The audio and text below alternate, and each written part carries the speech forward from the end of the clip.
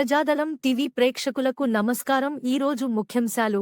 స్వాతంత్రం వచ్చిన కాడి నుంచి ఈ ప్రభుత్వాలన్నీ కూడా ఈ బీసీలను అణగదొక్కడానికి ప్రయత్నం చేస్తున్నది. అంతేకాకుండా వాళ్ళు ఏం చేస్తున్నారంటే ఏదో భిక్షగాళ్ళ కంటే అధ్వానంగా తయారు చేసి మీకు మేము ఇది పర్సెంటేజ్ ఇస్తున్నాము, ఆ పర్సెంటేజ్ బీసీలో రిజర్వేషన్ చేస్తున్నాం, అది చేస్తాను, ఇది చేస్తున్నాం చెప్పటము, అందులో ఏది ఇంప్లిమెంట్ చేయకపోవటము.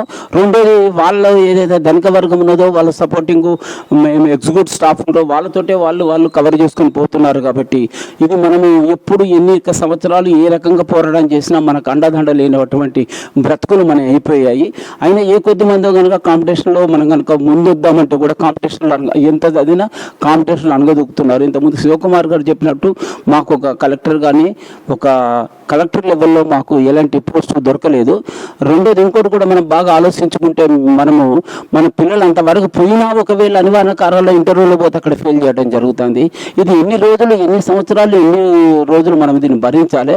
అందుకే మనం వెంటనే దయచేసి ప్రభుత్వం గుర్తించి ఈ అడకదినం లేకుండా విద్యాపరంగా అందరికీ అందుబాటులో ఇంగ్లీష్ మీడియం స్కూళ్ళు మా వీరభద్రుల్లో కల్పించి సంచార జాతులు చైతన్యవంతులు చేయడానికి ఎంత ప్రయత్నం చేస్తే అంత మంచిగా ఉంటుంది.